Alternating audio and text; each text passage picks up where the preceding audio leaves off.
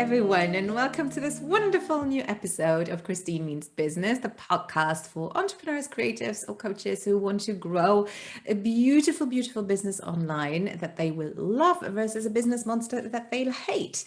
So, as always, you will get awesome tips, and because I am pretty fabulous, but I don't know everything, I try to surround myself with other brains and geniuses. And so today, my guest is Stephanie Blake. And let me tell you a little bit about her, because we're going to talk about a topic that I adore, really adore, because I think it's where all of us we want to go, but it can be a little bit scary. So Stephanie is a business strategist and scaling expert, who helps women scale their service-based businesses to 6+ figures while keeping them in the CEO seat and working less than 20 hours a week. Yes, everyone. She's also a tech nerd. I do love that. Me too. Systems strategist, wife, mom, and Chipotle addict. That is absolutely endearing. Her favorite place to hang out is Instagram, and you can find her at her handle, The Blake Collective. So Stephanie, a very, very warm welcome to the Christine Means Business world. Thank you so much for having me. That was an amazing introduction. So I am so excited to be here. I mean, you wrote it. But you are a pretty fabulous person. You're right. Let's just say it the way it is. So I'm so excited because I talked to you before. I'm getting really giddy when I talk about scaling, and maybe it's because subconsciously I was terrified of scaling for a very long time. So I think everyone kind of starts out with the idea, I'll have a business that will pay the bills. Some of us will immediately think, if I'm going to start this thing, I want to do at least multiple 6 figures or 7 figures at some point. You know, that would be me. Not everyone, but that would be me. However, scaling was really, really scary to me, because at the time when I started, that was like the era of all the big kind of coaches, Selena Sue and Jen Scalia, and it's like ancient now, I feel. But it was just like, you could see those services blowing up, and they had all of these people working for them, and then pretty much all of them burned out at some point. And personally, I realized that I was holding back because I was terrified of having, or not even terrified, I really didn't want to have a team or having people to rely on me for payroll. By now, I understand that there are loads of different models, and I want to talk to you about what does scaling actually mean? What works particularly well, maybe specifically for women or moms or just busy women? What have you observed? And what are your best tips on the subject? So just a couple of questions. All right. Yeah. There's a lot there. So let's try to unpack these one at a time. But so where do I start? So I guess I should start by saying that scaling it's not a one size fits all strategy, right? Like, you can't just say, I want to scale my business, and there's like this step-by-step plan that each person is following, right? It's very unique. That. Everyone says, like, this is my blueprint. So, okay, the caveat to that is there is a blueprint, but it's customized to each individual person, or at least it should be. Yes. Right? So that's the difference here. Like, we need to make sure that our scaling plans and our growth strategies are completely customized to our life, the lifestyle that we want to live, right? Because sure, we all have the ability within us to create $1 million businesses, but do we want to be working 80 to 100 hours a week creating that business? I don't. Personally, I have a 2.5-year-old at the time we're recording this, and I only have the capability right now to work about 10 hours a week. And I have a multiple 6-figure business, and I'm happy with that right now. Do I want to have the $1 million business? Absolutely. But right now, in this current season of life that I'm in, it's probably not going to happen, and I'm okay with that, right? So I think that's the first step, is we need to look at the season of life we're in. We need to look at what our goals are for this season of life. And then we just need to create a customized plan, right, to achieve those. And when we create that plan, it's, like I said, it's really customized to each individual person. So it's hard to say, like, we're going to do this, and we're going to do this, and we're going to do this. But essentially, there's a couple of basic things that we need to do. First, we have to get really clear on what our goals are, right? So once we figure out what our goals are, then we can start to put those pieces in place. And really the second biggest one is looking at the offers that we're selling in our business. Like, are these offers that we're selling, are they set up to be scalable, or do they require you every single hour of the day? Most people, their offers require them to do the work every single hour of the day without even realizing it, right? Because when we start our businesses, we're just trying to pay the bills. Like, we're just trying to do anything that we can to get some money in the door. And the easiest way to do that when we're starting is to do done for you services, right? That's how I started my business. Is that how you started your business too? Yeah.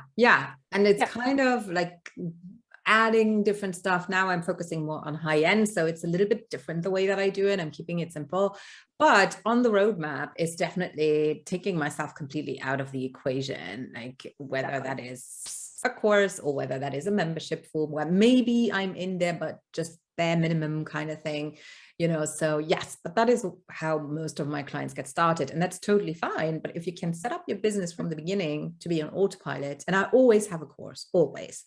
It's just, nowadays it's so easy to set up. So I always suggest to have that first. Yeah, absolutely. So yeah, so usually in the beginning, we're trading our time for money in some way. Yes. But eventually, as you decide that you want to scale, as you want to reach these bigger goals in your life, you need to take yourself out of the equation, like you were talking about. So you need to either create some kind of more passive offer, like you said, like a course, which let's just say that nothing's truly passive. I don't really love that term, but you need to take yourself out of the equation because you only have so much time, so much energy to devote to serving your people. So we need to get you, what I like to call, into the CEO seat. So we want you doing only the things that you need to be doing. Yes. Right. Amen to that. No more Canva graphics. Yes. And the thing that I see most is people, when they're starting their businesses, or even when they're in the middle, like growth stage of their business, they've literally created a job for themselves because they don't know how to run a business. They're running a business like an employee. They're not running a business like a CEO, which is, I mean, running a business, it's not easy. Nobody's saying it's easy, and it takes a lot of, you have to learn how to run a business, right? Nobody just tells you how to run a business one day, right? And there's a lot of different steps that go into that. But until you move into that CEO seat and out of that employee seat, you will not be able to truly scale. Agreed. And I think a lot of people don't necessarily even know what a CEO is. Like, we kind of know Elon Musk is the CEO of Tesla, right? But what is actually a mission of a CEO? I think it would actually be helpful to let people know what that means, and I have this discussion a lot with my partner, who's like, he was a partner in a very big accounting firm, and he used to do a lot of audits for very big companies, and so that is his world, like the huge company kind of firms. And so there, it is sometimes easier to know what a CEO does, but how does that reflect in the business that we are talking about? Because I think people don't really know necessarily what it is that a CEO is responsible for. Yeah, that's a great question. I'm really glad that you brought that up, because sometimes I just forget that people don't realize that.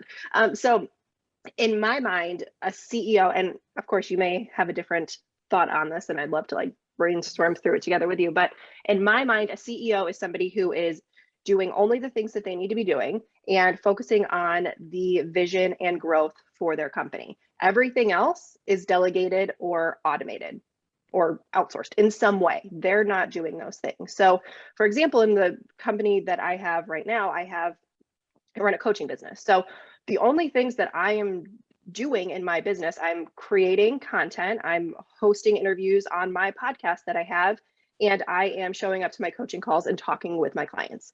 That's it. Everything else that makes my business run is like I said, outsourced, delegated, automated in some way, so that I literally only have to work about 10 hours a week. Yeah.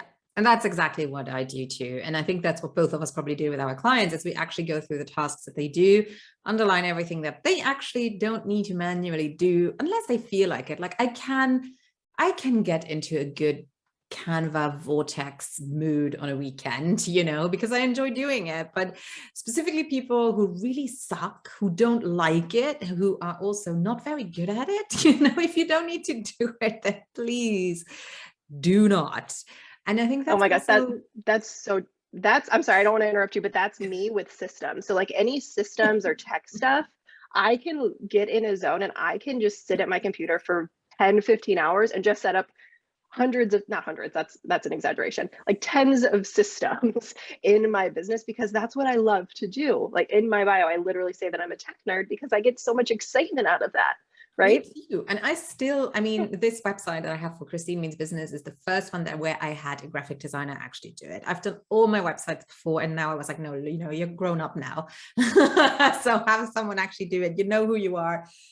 She says, I have to laugh because literally this morning I've been changing copy. Like I changed all the copy. It's not even a year old, and I'm changing everything again. But you really decide when it's necessary to go in to maybe tweak something versus doing the whole thing. I mean, for crying out loud. So that is definitely, I think, one of the most important things, to do a little audit and seeing what do I actually need to do? Where do we need my brain?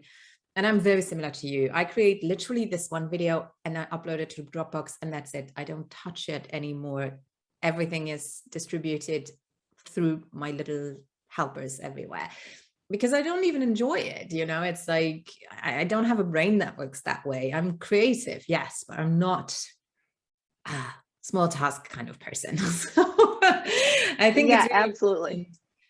important, especially, and I want to know what you or how you handle clients like that, for people who have a really tough time with letting go, who truly and honestly believe, if I don't do it, it won't be done right, it won't be done as well, and who then micromanage, which means that maybe they even force themselves to give something to an assistant, but then they constantly kind of hover and then do change it afterwards anyway. How do you, I don't want to say handle those people, that's not really nice, you know, but what can we do to support people who seriously struggle with that and who are hopefully aware? I'm Yeah, no, I'm laughing right now because that was me. I was that I was that person, both in my, so I worked in corporate for about 10 years before I went full time in my business. And I was that person in corporate. And let's be real, I've been that person my whole life. I've been that control freak for the past 32 years, well, 31 years of my life right now. I, I can give you a very real life perspective of what that looks like and then how I help my clients do that. So I realized, for me personally, I was holding on to control of all of these different tasks in my business, like literally down to scheduling a social media post or scheduling an email. I thought that I had to be the one to do every single thing in my business because nobody else would do it right. Yeah. Somebody would screw it up and then I would have to come and fix it. So it was just easier for me to do it, right? That was this mentality that I had. But what I realized, now this is going to be something that people don't want to hear, but My this is favorite really thing. important. So yeah.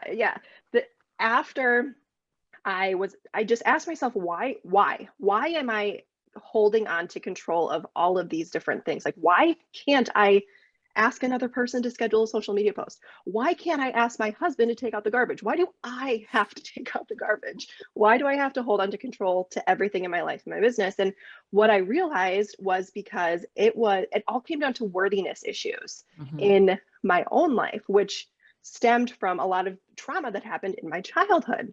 Now, this is not something they teach you in school to deal with. This is not something we're prepared for.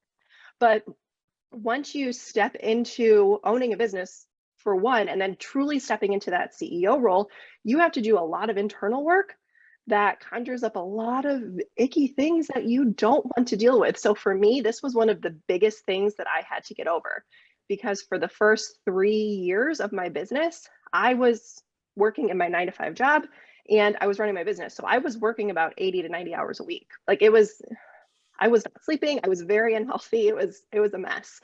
And eventually it got to, well, I found out that I was pregnant. So then I said, okay, I have no other options. I'm done. I need to choose. Yeah. Yeah. I have zero other options. I have to be healthy and carry this baby to term, all of that. So I made the choice to go inward, do a lot of work, figure out why I wanted to have control over all of these things. I had to work through that. Now, this is going to be different for everybody, but a very easy way to get started with this, and like I said, it's not going to be fun, is to It is definitely not simply, fun. There's a lot of crying involved, people. I can tell you, like we've all lots. been there. I cried for a good 2 years straight. Like it was just crying, crying, crying. And I mean, every once in a while, there's still something that comes up Of that I have course. to cry through. Yeah, but it helps in the long term, right? And it's So part of the journey. I one, really want to normalize this in a way because yes, it seems surprising at first, and it's on nobody's roadmap. Like seriously, nobody has personal development on their roadmap when they start a business. We have marketing on our roadmap. We have a shiny website on our roadmap. Do we have crying our eyes out because we didn't get that certain stuffed animal at a park for some stupid reason? No. Does it influence our choices? Yes. And it's absurd, but it is. I love when I talk to my seasoned entrepreneur peers because everyone has to go through it. It's normal. So if you're new, just telling you, get it, nip it in the bud, do it as soon as you can. yeah, because like I said, I worked for 3 years in my business while, like I said, in my corporate job, and I wish I would have known about this way earlier, so I could have stopped it earlier. So regardless of where you're at in your business right now, if you notice yourself holding on to control, an easy way to just start to work through it is to literally just journal about, why do I want to have control? And then just brain dump everything that comes to mind. And you're gonna cry. I guarantee that you are gonna cry. It's gonna get ugly. So you may want to just go and close yourself in a room about an hour. But it will start that process of not only being able to give up control and but more than anything, know that you're worthy of giving up control, and that you're worthy of doing only the things that you want to be doing in your business too, which is something that I don't think enough people talk about. No, and it's also trusting in your zone of genius. You know, when we just had Yes. that, I just had an interview earlier today, and we were talking about human design and the prosperity key, like kind of the way that you support money flow. And the first one, people who match that kind of level, is people who drive very well with simplicity. So if they become overly complex, they are actually totally stopping and stagnating their money flow, versus when they keep it as simple as possible, it just works really well. And I was like, oh, yeah, I kind of get it. That's so interesting. Yeah, I mean, yeah, that's how it works for me. that's how it works So for that's me, so for true. sure. I mean, you can sometimes have two, but there's like 6 elements, and she walks through them, and I'm like, this is gold, because you have to kind of, the way that she said, you have to stay in your lane. You have to really remind yourself to stay in that lane. And it's so true. And I think you're right. We don't talk about it enough in terms of that. If you don't enjoy something, you absolutely have permission not to freaking do it. You know, I think that is like, this permission giving we've been holding back on that for, I don't know, for so long. It's just a topic that is like, I think I have to write another book that's called Permission, seriously, because I think it's such a huge topic. Like, Brene, if you're listening, can you please take care of this? But I get you 100%. Yeah, and I feel like people, especially, I don't know, in the online business space specifically, I feel like they see somebody else who's really successful and they think they have to follow the process, the roadmap, the journey that person went on. But that's the exact opposite. Like, Yes. first of all, you have no idea what's happening behind the scenes of their business. They could be not turning a profit. Like, you have no idea what's happening in their business. But more importantly, if it doesn't feel good to you, it's not going to work. That's You're going to it. have to force it. That's exactly it. And I want to do a little like warning kind of thing scenario. I just joined a group for research. Like, it's one of this newbie, shiny group kind of programs. And I was like, okay, it's been 6 years since I've been in one of those. I want to go back into the research, and it stresses me out to no end. I honestly can only go like for 5 minutes a day, or it's too toxic for me because people are so stressed. And yesterday I saw a post, which was so interesting. There was this guy, and he said, well, I trust XYZ person who's running this course because have a look, we are 2,000 people who bought it. So they made 4 million already. And then someone else commented, and I was so grateful. They were like, okay, hang on, everyone. You know, like, this person has been in business for 10 years. She has a huge team. We don't know what the profit margin actually is. Plus, she had a lot of time to build a huge following. We have no idea what the whole marketing machine is. And I was like, thank you, because there's so many people who buy in the end result of XYZ person. And it's like, that's not necessarily working that way. You don't have all the information. Same as someone else. I had never had it's my first lead magnet ever. And I had 500 downloads. And then you read further in the comments. And then she's like, well, I have a YouTube channel. Checking her out, I see that she has 7,000 followers on her YouTube channel. So yes, it might be your first lead magnet, but you have a seasoned audience. And you see all these motivated, beautiful people. Which email software provider were you using? What was it about? It's like, that's not what's going to fix it. And that is the perfect description of what you are talking about right now, because you have to really, if it's already stressing you out to no end, it's not healthy, it's not pleasurable. And that by definition, even if it is profitable, it's not a long-term solution. And that's when I talk about the business monster, people who have a profitable business, but they don't like it. And then it's even harder to do something different because it's profitable. So I'm really mindful, I'm sure you are too, to really coach our people and to question them. Is this actually what you enjoy? Because if it's not, then even if it's profitable, we don't want you to resent it afterwards, so, and that's not easy. And I think, that comes with time and wisdom. Oh, absolutely. I mean, that's the first thing I do with my clients. We literally take a high level view of their business and we say, are you enjoying this? Is it fun? Is it exciting? And is this the business you want to continue growing with? Because I like to look at business from a long-term perspective. A lot of people, especially who are newer in business, myself included, when I started, we were just after fast cash. We were just trying to do, or maybe I'm the only one, I don't know. I was trying to do everything that I could to just make money, get out of my 9-to-5 job. And that led me to create 8 different businesses over the course of 2 years, because I was literally I was doing everything that everybody else was telling me, but I wasn't asking myself what I wanted to do. Yes. And as soon as I did that, guess what? Made 6 figures, left my 9-to-5 job, and here we are. Yeah. It's and I crazy love how that. works, I right? love it so much. And everyone there's just a vibe towards it. You can see a business that's flourishing and that's in peace because it's nice and it has a beat to it.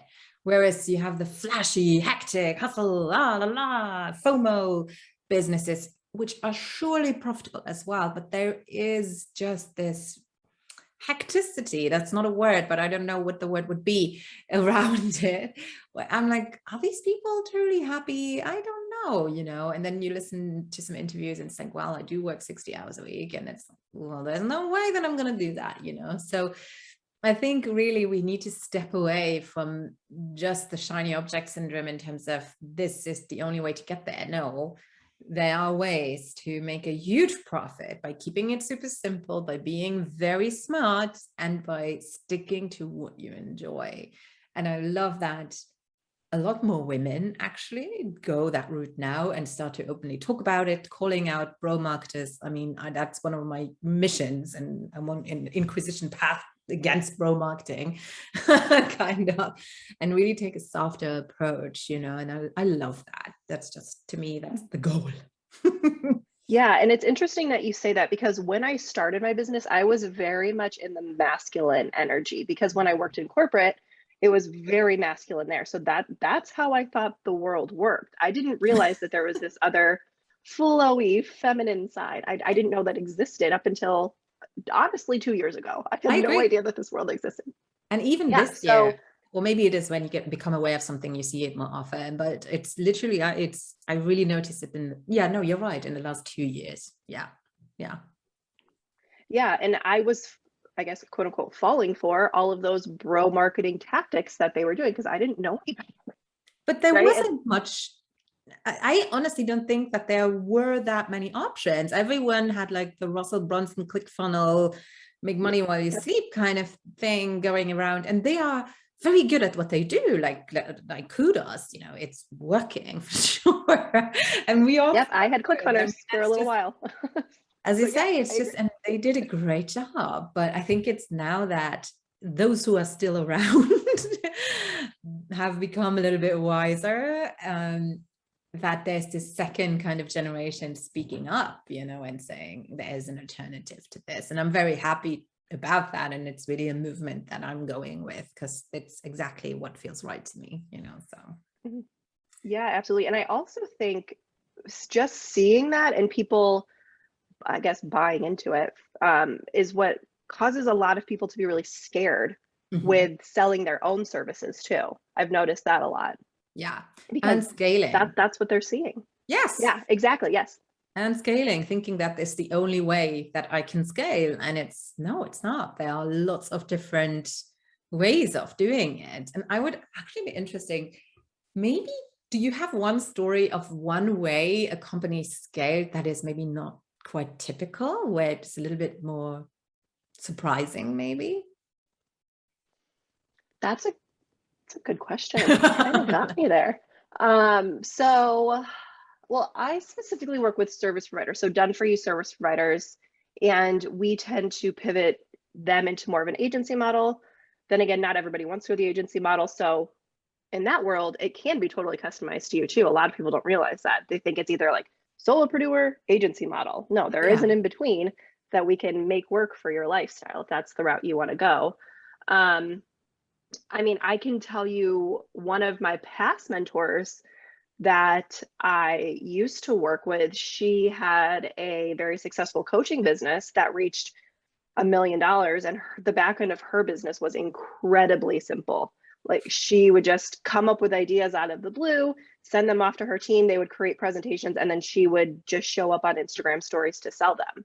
Now that's something that's, I mean, it's amazing. I'm so glad that she did that, but it was so incredibly simple. And for me, somebody who comes from this like tech automation world, I'm like, no, we need to have a funnel for everything. We need to have landing pages for everything. Like, it needs to be totally like buttoned up and dialed in. And she was just like hopping on Instagram stories and selling $100,000 offers, which is incredible. So I would say that's probably my one like unique outlier that I've seen. Yeah. Yeah. And I think it's working all the time. Someone I'm following is Susanna Conway. She's a British, well, she used to be a journalist. Then she started to start courses online, a lot about journaling, inner child, tarot decks, and lots of different things, and photography as well, because she's a really, really good photographer as well. And so I followed her and I got into journaling through her, because she has a beautiful method, and I bought a course, and she's actually now launching another course that she regularly does. It's called The Inside Story, where she just talks about what she does. And it's so, again, it's so simple. It's like her websites, the sales pages are the simplest thing in the world, like one button, not 5,000 different ones, no countdown timers, no funnel at all, you know, and it's literally her email list, a couple of Instagram posts, and that's it, you know. And I'm like, you know, that's what I want to tap into, seeing how those things can be done. And yeah, but it's very tempting to buy into the shiny thing, you know, and I have to hold myself back, because now that I opted into that course, I'm getting bombarded with all these ads for all the shiny things. I'm like, oh, it took me 5 years to get out of that kind of vibe. And I was like, but yeah, I think I'm just really happy that we have people like you, where people can go and feel safe, you know, about their insecurities, maybe about, I have this idea, I don't know exactly how to approach it, because that's what I want for my audience. And it's not just women. I mean, I don't know if you also work with men, but I find that men are not all like, they are yin and yang too. A lot of clients that I work with do particularly want to work with me because of the more feminine vibe, you know, because they're not all guys want to be bro marketers, you know. So, I mean, I would recommend to everyone to reach out to Stephanie. And you also have a wonderful free gift for our audience. And if you want to grab that, you can head over to theblakecollective.com/ free. You will have the link if you go to our show notes. So christinemeansbusiness.com/blog, and then you click on our episode and it will be there, as well as Stephanie's Instagram handle. But what exactly will they get when they head over to that link? Yeah, so when you go to this link, you're going to come to a landing page, and it's going to give you a couple of different free options to take advantage of wherever you're at in your business right now. So if you're in the beginning stages of business and you're either just getting started, or you want to grow to reach those like 3 to 5K months, I have a free training for you there that's jam-packed with a ton of incredible info, and I've been thinking about charging for it. So go grab it before I do. And then if you're at the point where you're just really burnt out in your business and you know that you want to scale, but you don't know how to do it, there's a training for you there as well. And there's a couple of other trainings in there too, including a year of free coaching from me via email. So yeah, awesome. Yeah. So lots of free goodies over there. Amazing. So head over, you get the link in the show notes, and take advantage of this. You guys, don't take this for granted. This is abundance streaming towards you, so it's an amazing opportunity. So Stephanie, thank you so much. I think it's going to be very easy for people to approach you if they jived with you on this level. And yeah, so everyone, you can definitely do that. Head over to her website, head over to Instagram and say hello. And thank you so much for sharing all of this, because I think it's been taking it's brought a lot of clarity, I think, in a lot of different ways. Good. I am so glad. And thank you again for having me here. And yes, come send me a DM on Instagram. I would love to chat with everybody who listens. Wonderful. Thank you. And for all of you guys, we will be back in 2 weeks with another guest. And if you have any questions, then please reach out. You can email me, find me on Instagram, and subscribe if you watch on YouTube, follow if you are on a podcast platform somewhere. And don't forget that you have the show notes to read a summary of what we've been talking about on our website. So I'll be talking to you soon. Bye-bye for now.